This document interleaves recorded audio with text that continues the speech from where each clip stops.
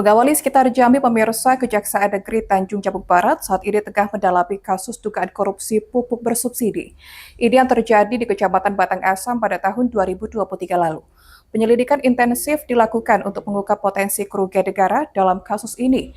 50 orang saksi diperiksa dalam perkara tersebut. Hal ini dibenarkan langsung oleh Kasipitsus Kejari Tanjung Barat Sudarmanto.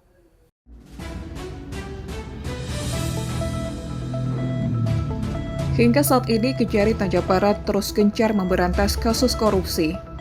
Hal ini terbukti saat ini pihak Kejari tengah mendalami kasus perkara dugaan pupuk bersubsidi.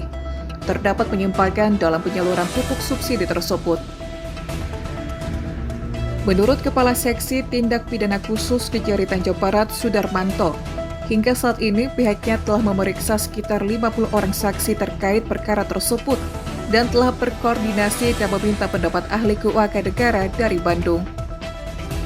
Selain itu, telah bekerja sama dengan tim auditor untuk melakukan perhitungan kerugian negara. Bahkan tim auditor meminta penyidik untuk memeriksa seluruh petani penerima pupuk bersubsidi di Kecamatan Batang Asam guna memperjelas nilai kerugian negara. Ada sekitar 200 petani lagi yang akan rencana diperiksa, guna mengetahui secara rinci berapa pupuk yang mereka terima dan berapa harganya. Dalam penyelidikan awal, pihak kejaksaan menemukan sejumlah indikasi pelanggaran serius. Pertama, terdapat pihak-pihak yang menjual pupuk bersubsidi kepada petani dengan harga di atas harga eceran tertinggi atau HET yang telah ditetapkan oleh pemerintah.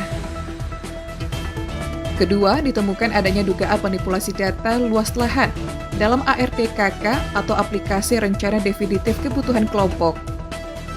Luas lahan yang dilaporkan adalah 4 hektar, padahal kenyataannya hanya 1 hektar. Akibatnya jatah pupuk yang diterima berlebih. Kelebihan itu kemudian diduga disalurkan kepada pihak-pihak yang namanya tidak terdaftar dalam ARDKK atau yang tidak berhak. Korupsi dalam penyaluran pupuk bersubsidi di Kecamatan Batang Asam pada tahun 2023. Saat ini tahapnya sudah penyidikan dan kawan-kawan tim penyidik sudah melakukan pemeriksaan kurang lebih sekitar 50 orang saksi yang sudah diperiksa dalam perkara itu. Kami juga sudah melakukan koordinasi dan minta pendapat ahli keuangan negara dari Bandung terkait perkara itu, dan sudah berkoordinasi kepada tim auditor untuk melakukan perhitungan kerugian negara.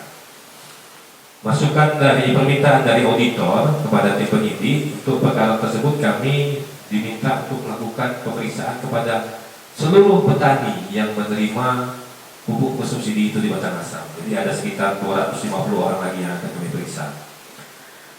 Jadi untuk mengetahui berapa sih kerugian negaranya, maka nanti setiap petani akan kami lakukan pemeriksaan berapa mereka menerima pupuk dan berapa harganya.